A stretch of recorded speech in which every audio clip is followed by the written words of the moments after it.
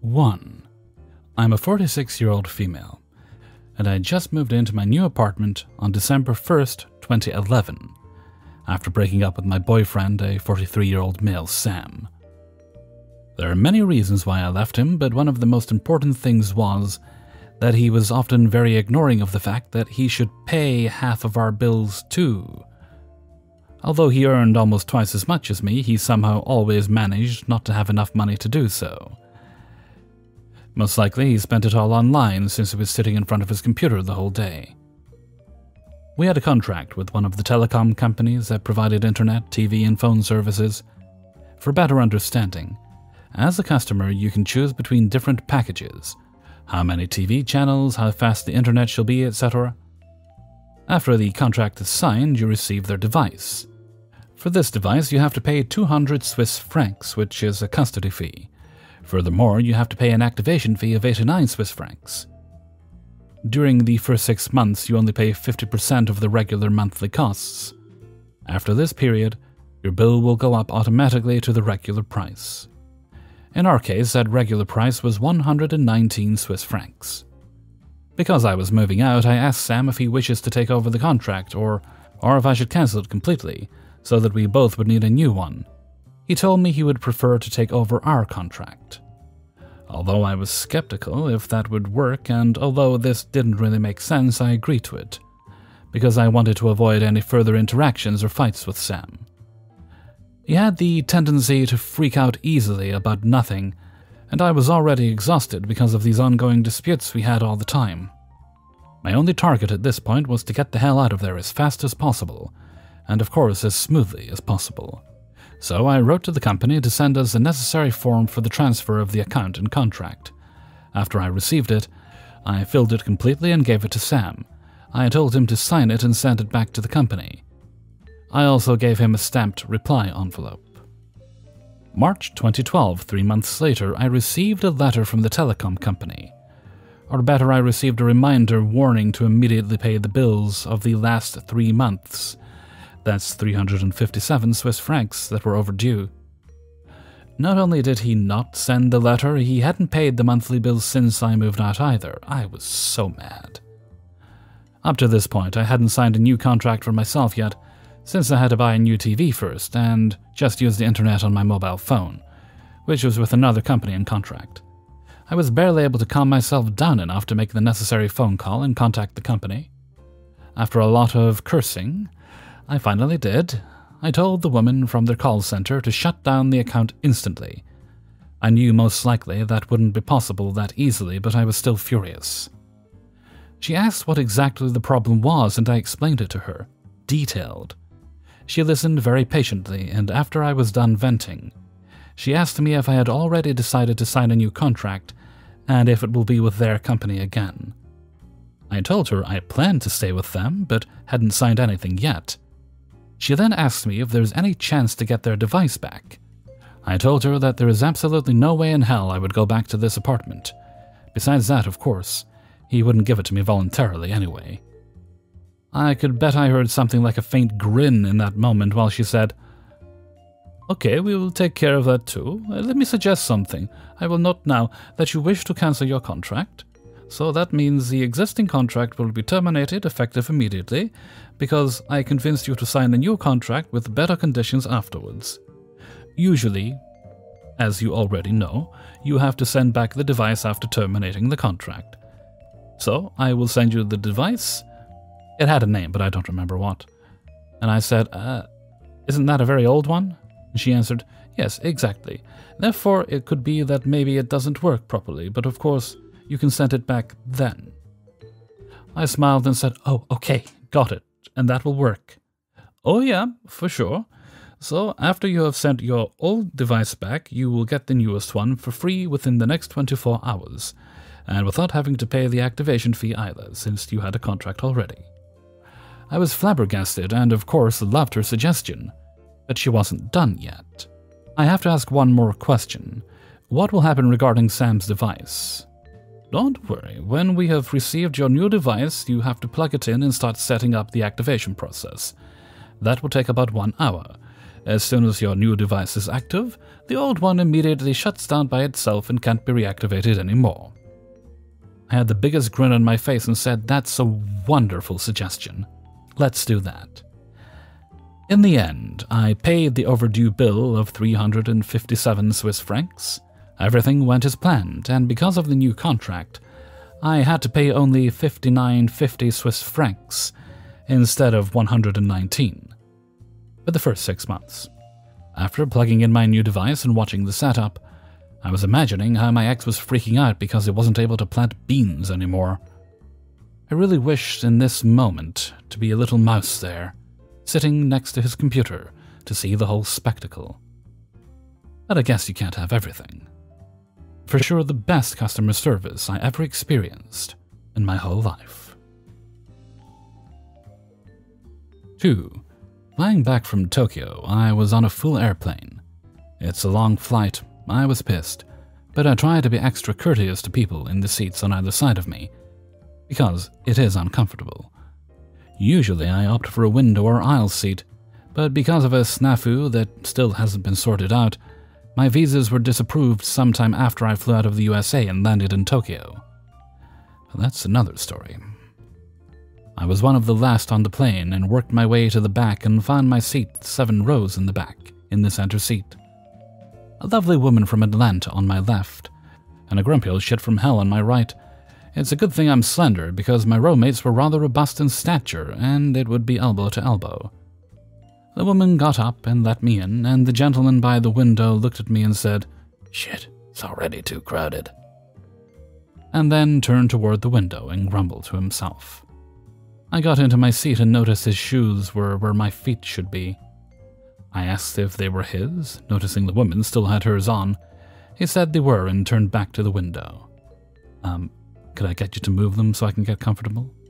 I didn't want to touch someone else's property, let alone their shoes, because, well, ew. His rotund girth couldn't reach them, so the lady got up so I could move out of his way. He grunted and he fished them out. He slid them under my seat, and I said I was going to put mine there, and he bent down again and finally moved them under his seat, grumbling something incoherent, but nothing complimentary, and staring darts at me. I finally sat down and had to ask him to pull my seatbelt from under his backside. He cursed several times, I believe. It wasn't very comfortable, but I am former military and 2 times divorced, and can put up with being uncomfortable for very long periods of time. We're in the air, and he keeps knocking my elbow off the armrest. We get food, and he bumps me when I drink, making it look almost accidental. I turn my air on because of the odor, and he turns his on and forces it as best he can towards me. No, I know I'm smelling clean.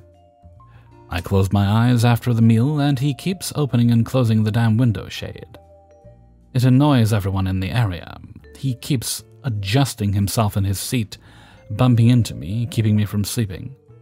It was a continuous 12.5 hours of him being as discourteous as he could without crossing a line where I say something or begin retaliation, like farting loudly as I bend and stretch my back. The woman and I, she a grandmother to 7 and me expecting my first grandson late this month, had a number of friendly conversations, and I wished her the best as the plane began deboarding. The man, on the other hand, since he was by the window, had to wait for me to get out of the row to get his case. I, on the other hand, was not in a hurry. I had a 7-hour layover and had plenty of time. I allowed the 6 other rows behind me to get off the plane before me, saying I had to get my backpack from the overhead. The jerk in the window seat said not to me, "Come on, all fucking ready," in a stage whisper, and I know I didn't hear him. I just kept smiling and letting the back of the plane unload. When they were all out, a guy who had seen my backpack grabbed it for me as he was getting his carry-on. Maybe he'd seen what this asshat had done for 12 hours. I was able to be the second to last off the plane. He ended up being one of the very last getting off the plane. I almost hit him with my backpack as I swung it on my back. He pushed by me, disgruntled, once we got on the jetway. He was grumbling about being late. He was already huffing, and all I could do was think, it must be tough being a jackass all the time. 2. Disclaimers, this happened approximately in 2013 to 2014-ish. It's been a while. The conversations are obviously rephrased, and not necessarily verbatim. This story was told to me by the colleague in question. I've always known this dude to be a stand-up guy, and knowing what went on in this industry, I have no trouble believing the veracity of the story. Still, if you lie to me, I'm lying to you. Years ago, I worked in technical support for an Australian ISP called IINet. A colleague, Dave, and I both supported ADSL1 and ADSL2 Plus connections running over PTSN, POTS. All the copper running between the telephone exchange and customer premises was owned by a third party, Telstra, and the company sold ADSL and phone services over their lines. Dave got a call from a customer who bought the property from the previous owner. The property was 100 years old, which is fucking old in Australia, near the center of a major city. The previous owner was an old lady who only had a phone line there. They decided to renovate it and introduce basics like internet access. They call Dave, and Dave can obviously hear there's noise on the line. The copper lines, likely 60+ years old, are probably to blame.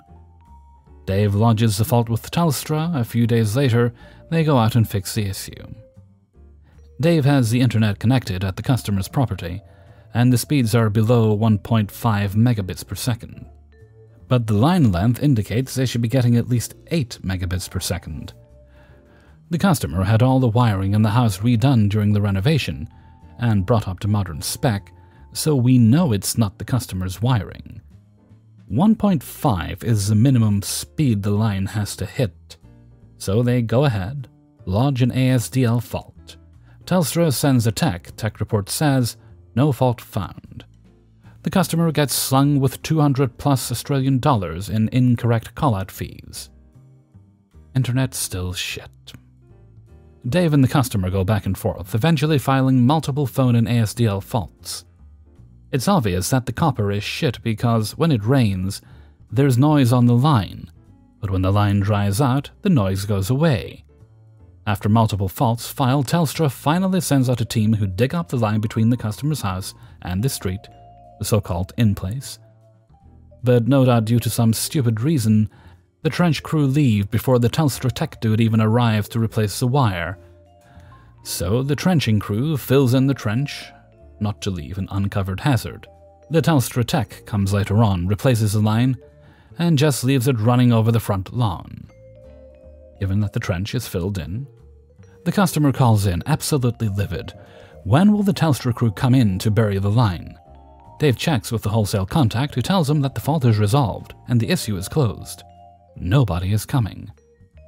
The customer asks if they can bury the line themselves, but our standing orders are to heavily discourage that. The cable is property of Telstra, and the trench has to be a certain spec and other stuff. Dave informs him that they should not do it.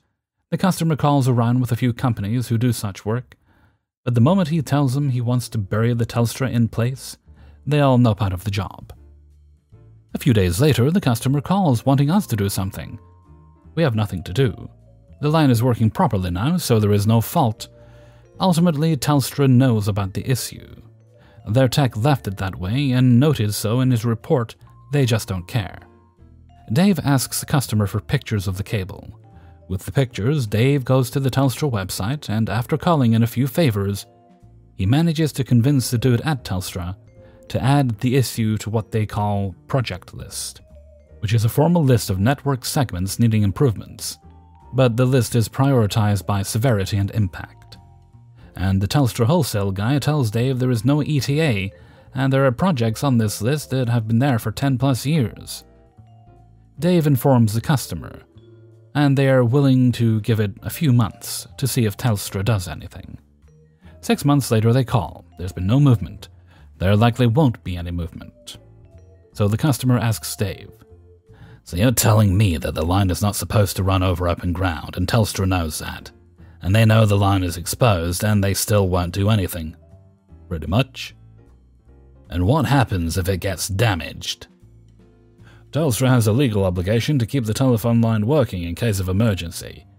so they must fix it within 2 to 5 working days. And who pays for that? Telstra does, it's their property.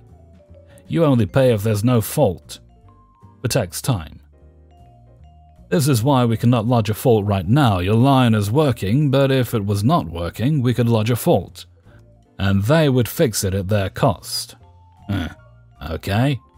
Couple days later, the customer calls. Their phone is down. Their brother-in-law managed to snag the line and damage it with his car. Dave lodges a fault. Telstra comes out, fixes it, leaves the line above ground. A few weeks later, the customer calls again. They were mowing their lawn and they hit the line with a lawnmower blade. No phone. Fault filed. Telstra comes out and pays for the fix. The line is still above ground. A month later, the wife is gardening and accidentally put a shovel through the line. He apologized profusely. Fault filed. Telstra fixes, Telstra pays. Line still not buried. You get the idea. Every few weeks or months, they call with a more outrageous scenario that causes damage to the line. Every call-out is at minimum $200 Australian a pop for Telstra. After the 6th fault is fixed, they've called the customer for a follow-up call to check if everything is working. The customer says it is, and funnily enough, the Telstra tech brought along a trenching crew who buried the line properly. Curious they put in the effort to fix such a low-impact and low-severity issue. 4. So I work at a pretty big tech company as a help desk agent, and as any help desk employee, I've had my fair share of crazy customers. Like this one we'll call Karen. We would mainly answer the phone and emails and then log in tickets to our system for handling all the issues customers would require us to solve. Each logged ticket would cause the customer to be billed the standard help desk fee, and then it would add up, depending on how long it takes, parts needed, etc. On to the story. So one morning, Karen calls in and asks about a ticket she had logged like 2 hours ago. I go and check the status and see it's a pretty standard account request for one of her employees, and it was already being handled by the team that creates these particular accounts. The account was for an outside system for which we only provide the accounts, and they have their own support for problems. Due to synchronization after we create the account, it takes roughly 24 hours for it to be functional, and this is quite well known for the managers who usually request them to be created. I inform Karen that the account is being created right now, and she should be getting a confirmation about it soon. I also reminded her that it can take about 24 hours for it to be functional. As soon as I said these things, the tone in her changed immediately, and she informed me, quite annoyingly, that this was very urgent and it should be functional faster. We talk for a little while longer, and I explained to her exactly why it takes this long. And finally she seems to understand, and we end the call. About an hour later, one of my colleagues sends me a message, asking if I've talked to this lady before, and tells me she's calling again, angry and demanding that the account should be made faster. Once again, they explain the same things I did, and they end the call. About another hour later, I answer a call, and it's Karen again, even angrier, and practically yelling that the account needs to be created now. I check the ticket again, and see it has been completed, so the account should be working tomorrow. I tell this to Karen, and she is not happy. She starts to yell all sorts of things and says that this is not how we should do things, and again I inform her that the system she needs the account for is not ours, and it is something we can't do anything about, but she won't have it. She then calmly informs me that if this is how we do things, then she will be calling us every hour to waste our time until the account is done. I can almost hear the smirk on her face as she says this. Now, even though she was being extremely rude, I didn't want to be a dick, and try to inform her that every time she calls we are required to log in a ticket, and her company will be charged the standard help desk fee. But as I try to tell this, she just cuts me off and refuses to listen, so at this point I say, "Alright, call us if you want." She then proceeds to call us every hour for the rest of her workday and the next morning. I get a few of her calls and just always repeat the same thing. Account will be working within 24 hours. And each time she calls me or one of my colleagues, we log in a ticket and move on. Eventually, the calls stopped, presumably because the account was finally functional, and we didn't hear from her again. I haven't heard if she got into any trouble for it, but she must have generated quite a bill for her company over nothing. 5. So let's start with some context. My mom and I moved into my grandma's house when I was 5. My godmother already lived with my grandma, so she was also part of the household. Firstly, my aunt has never done anything with her life.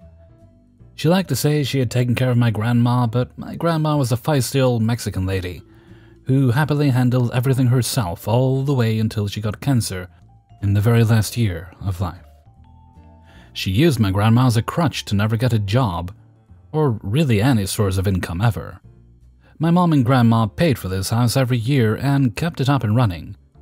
Fast forward to me being 22. My mom died of cancer. We knew my grandma wouldn't be able to afford the house herself, so my wife and I stood to help because we felt bad leaving right after my mom died. So for 2 or 3 years we handled the house taxes, the electricity bill. When the air conditioner broke, we paid to fix that, and I also gave my grandma my old car when I got a new one, so my aunt could take her to her doctor appointments and whatnot. I did all this because I was taught to be there for my family by my mom. After those 2 or 3 years, my grandma died, so now it was only our income and my aunt needing to be supported by us. Again, this is how I was taught family takes care of each other. We felt bad leaving my aunt after my grandma died, so we stayed again. Bought food for her, cooked for her. I even handled all the dishes and house cleaning. I mowed the lawn. I handled any insect issues the house was having. Even gave her our recyclables so she could at least have a little money for stuff. So it finally gets to a point where I confront her and say, look, my mom helped pay for this house, now I am too. My wife and I want to help you. Notice I said help and not take the house away from you, make the house nice again. We want to get a new carpet, fix broken windows, etc. For this though, we need you to co-own the house with us. We aren't going to put our money into it for you to just sell it, and we end up screwed over. Or also, if you just happen to die young, the house would just go to the bank. That's a whole other long story, but it's what will happen. She of course said no, but only because she wants the house to herself. And I'm her ownership. She's very, very greedy and selfish like that about everything. So we ended up arguing, and I say how we stayed because we cared and wanted to help. We want to continue helping, but we can't just blindly funnel money into your home when we need to make sure our living situation is secure. During said argument, I say how we've been nothing but caring and don't want to take the house. We just want to work with her. Again, no. So I start to get frustrated and I say, how can you be like this to me, especially when both my mother and I have paid for this house? We put more into it than she ever has. I don't feel owed, but I feel that us working together and owning the house together would be fair, since she doesn't even pay for any of it. I said how we stayed after Grandma died to help her. Her exact words were, well, you should have just left. That hurt a lot, because all that was just for nothing. Not even appreciation. Fast forward to another argument, and I bring up how I feel it was wrong of her to take advantage of my mom the way she did. There's way more context to that than above, but again, a whole other long story. When I say I think it was wrong, her words were, well, take it up with your mother. That broke me because I was super close to my mom, and she had only been dead for like 2 years, so it was still very painful.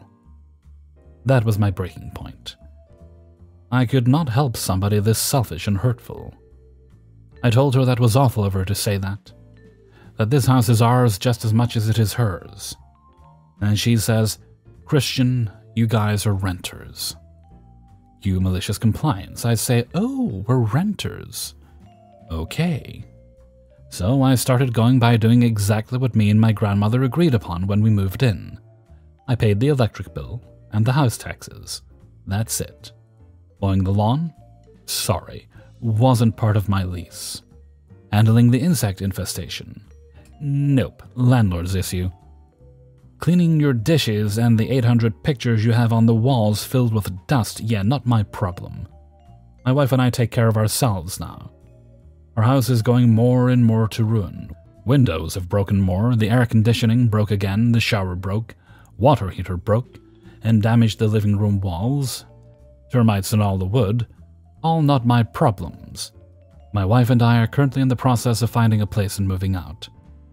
We might not even tell her when we do move, and just up and leave, letting her sit in her own filth. I mean, it's not in my lease that I need to give notice. There are people who have given advice about taking ownership. I have looked into it somewhat. With adverse possession, I have everything I'd need except one part of it, which is I'd need a paper that shows I had unreasonable doubt to believe it is in fact my house. She would have to give me a lease in paper showing she put me on the house, even if she just forged it, in order to be able to actually get the adverse possession. She would rather die to plague than utter the words, "It's your house too." I will probably reach out to a lawyer, though, to see what we can do. We had mail come one time as well that was to the homeowner, but one of my uncle's names was on it, so I'm going to City Hall when I'm paid to buy a copy of the current title, or whatever, so I can see who is actually on it. She asked me about 2 weeks ago if I could give her $480 to help with the house insurance. I said I don't have it. She later asked my wife, and my wife is a very helpful woman. She told my aunt that if my aunt applies for government assistance, actually takes part in cleaning her part, and is generally helpful, then she would give it to her. Aunt's text my wife late last night said, "I don't want to apply for assistance right now.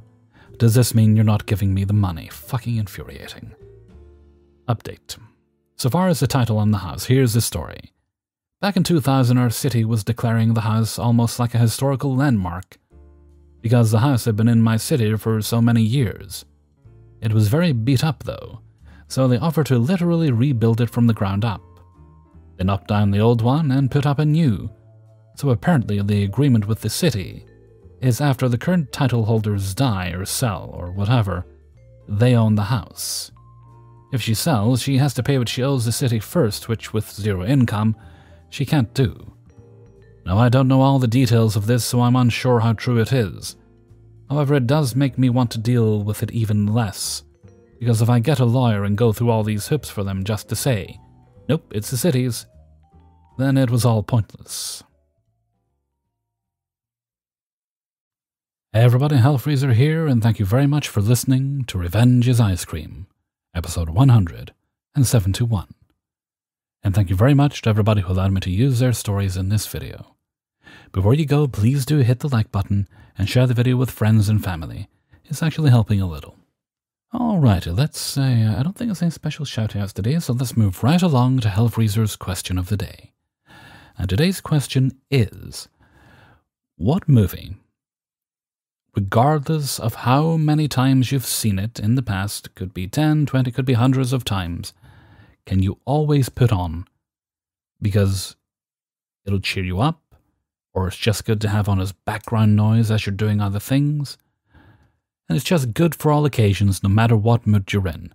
For me, I'm going to just pick one. There's a few, but I'm going to pick The Mummy, specifically the Brendan Fraser one. So that and the sequel to a lesser degree, and well, I kind of like the third one, but I did miss Rachel Weisz. But I'm very curious to see what you guys will pick. I don't think I've asked this one before, but I'm sure I'm repeating it, so I'm going to repeat at some point. But do let me know what your favorites are, and leave them in a comment below. Okay, and with that, I'm going to head off for now. So until next time, thank you very much for listening, and take very good care of yourself.